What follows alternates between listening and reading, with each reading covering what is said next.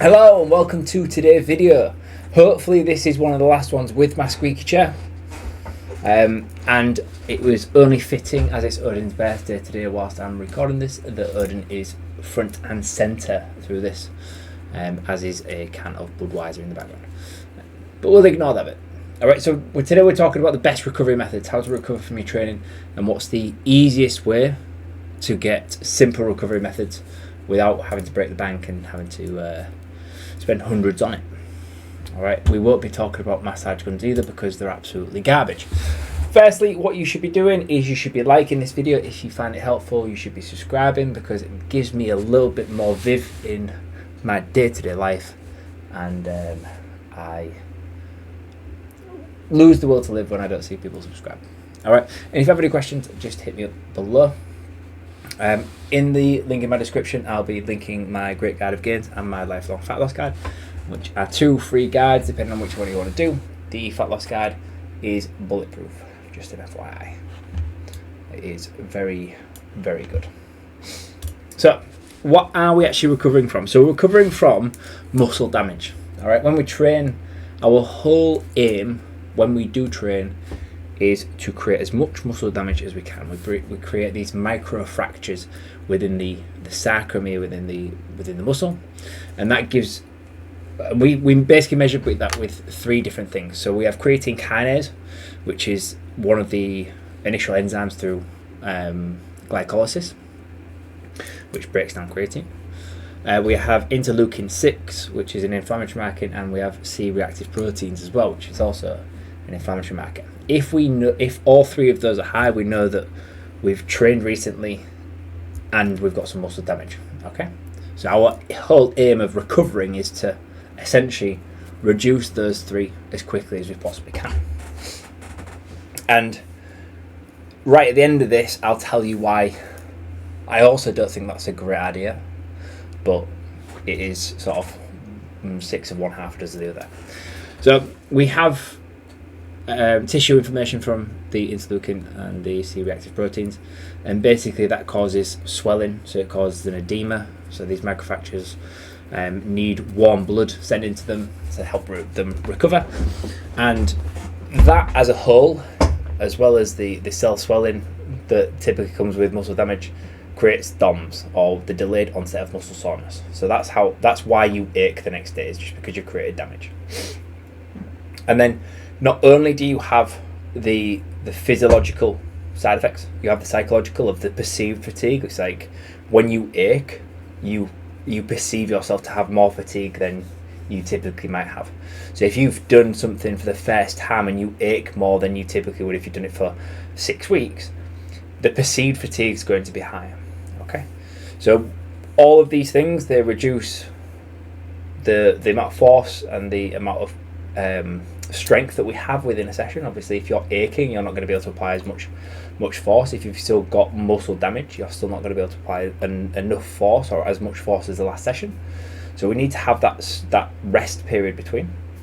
We have a lack of proprioception of joint position sense, so stability within our joints, and we have a decreased performance and an increased risk of injury because of all three of these. All right.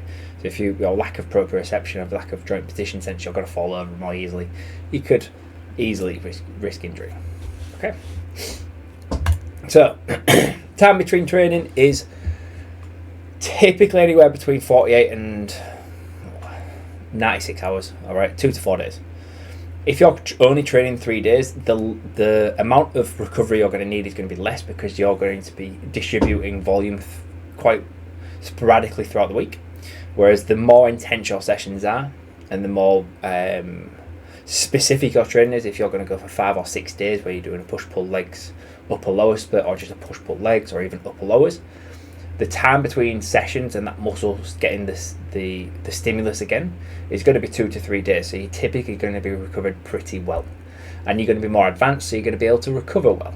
All right, and the volume is a lot easier to deal with, especially when you're more trained. If you're a beginner, the time between training needs to be a little bit longer. All right, but typically you'll be doing whole body sessions if you're doing 3 or less sessions a week. So you're doing less volume per session, so the recovery doesn't have to be as long. All right. It is dose dependent, so the more volume you do, the longer you're going to have to wait. Alright, less volume, less time needed. Okay, so let's get into some recovery techniques. First one is massage. Really, really, really, really good. Okay, increased blood flow and lymphatic drainage. So the whole idea of massage, especially just a soft tissue massage, is to get all of the shit metabolites that are produced through training and stress and knots and muscle damage, all of that, we strip that back. We try to get all that nice warm blood towards the big joints so that they can be drained out the lymph nodes. We increase friction, so we increase heat, so that increases blood flow, increases blood drainage, and it helps strip the muscle. If you get deep enough, you can strip the muscle and help it realign. Alright, you have a decreased perceived pain after a massage because you just feel better, you feel looser. Alright, and it's the best treatment out of any of these that I'm going to go through for the inflammation markers. Alright, your only downside is that you're paying, unless you're a professional athlete. I am not, and I don't really want to be paying just short of 50 quid every time I want to need a massage, which is, if I had a massage every time I've trained, it's currently Thursday, and I have trained 7 times this week. Alright, I don't have 350 quid a week just to drop on massages, nor do I like people touching me. So compression garments do very similar things. Alright, you have a significant impact on DOMs. Alright, so your perceived fatigue is lower whilst using compression, and because you can use them whilst you're training, you have a better recovery because of that, and you have significant effect of reduced DOMs, interleukin-6, and C-reactive proteins 96 hours post exercise. Alright, so you can use compression garments pretty much constantly throughout the week, leggings, skins, etc., and see a benefit. Right, so the whole idea is that you're reducing the space between the edema or the cell swelling, and it allows you to have better drainage because you've got, it's almost intravenous pressure. Essentially, you've got less space, so as your warm blood goes in, something has to get pushed out, so you get better drainage. Ice baths. Alright, if you listen to Gary Brecker, which I recommend you do not, he will tell you that ice baths are the best and easiest way to strip fat, which is completely utterly false.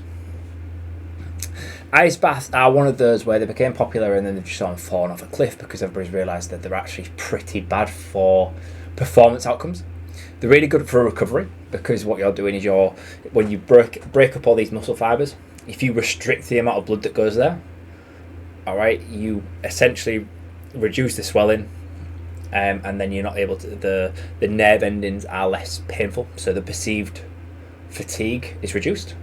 Alright, you get a reduction in inflammation through the vasoconstriction, or a reduction, as I've written there.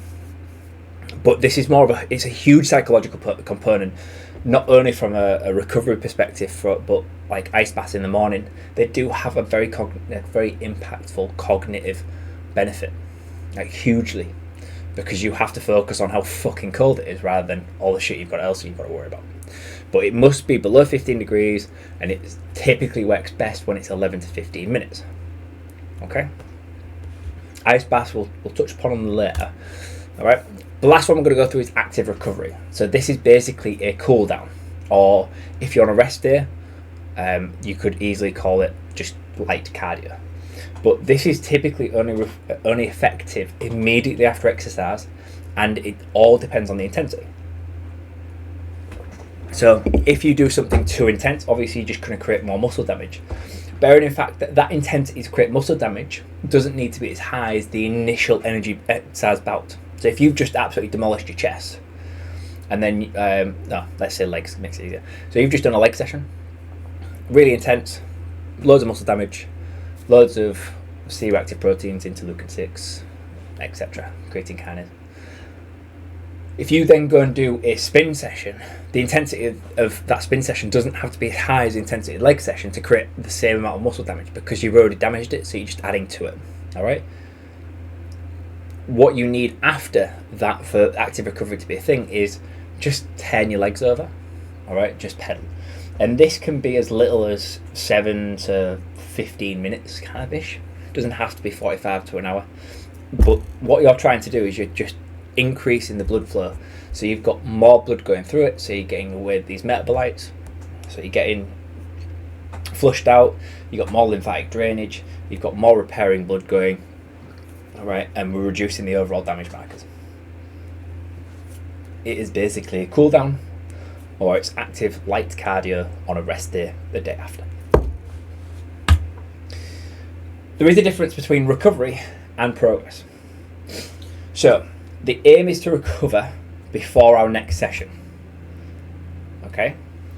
But if we're going to be, if we're trying to increase as much muscle mass as humanly possible for ourselves, what we want to do is we want to make sure that before our next session, we can perform adequately in our next session. All right, so if you've got 48, 72 hours between your leg session and your next leg session, you want to make sure you're properly recovered. And if time is the factor that gives you that recovery, you don't have to put any of these things in practice. However, if you have an ice bath straight after you train, you are severely denting the amount of progress you will make because of the recovery. So yes, you will be able to recover faster and then train again the next day. But what you are in fact doing is you're reducing the amount of damage markers that you have in your system, which limits activation of an enzyme called mTOR. mTOR is the mechanistic target of rapamycin. All right, you don't need to know that. It's just, I like to sound smart sometimes. I have a master's degree. Sometimes I want to use it. So mTOR is the enzyme that is the catalytic enzyme for muscle protein synthesis.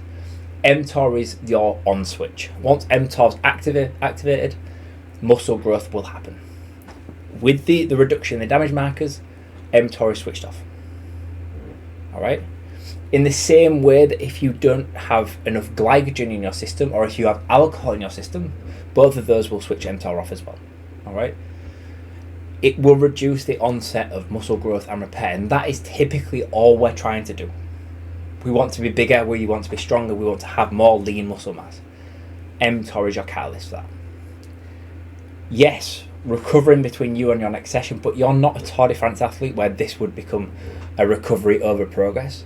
You are not a competitive rugby league player, rugby union player, where it takes you 5, 6, 7 days to recover, so you have to just spend your time recovering. We aren't those people. We're not professional athletes. Your aim is to grow. So it might just be a case of dealing with the fact that you've got the DOMS, you've got the delayed onset of muscle soreness. Use it as I worked hard yesterday. Use it as that. If you mentally think, I worked hard yesterday, so therefore something has to be going. Wrap up, stay warm, all right, and use compression garments. Don't use anything else, all right? Don't use ice baths. Don't start thinking, all right, well, I have to do a spin session to recover, all right? Recovery versus progress. That's all it is. All right, so if you want to progress, then we need to make sure that we aren't hindering the recovery. Okay? If you have any questions, hit me up below. And don't forget, I've got my lifelong fat loss guide and my great guide of gains below. And if anybody wants to wish happy birthday to Odin, please do in the comments. Even though when this goes out, it will be late. But nobody watching doesn't know it's been his birthday. It's fine. I'll see you on the next one.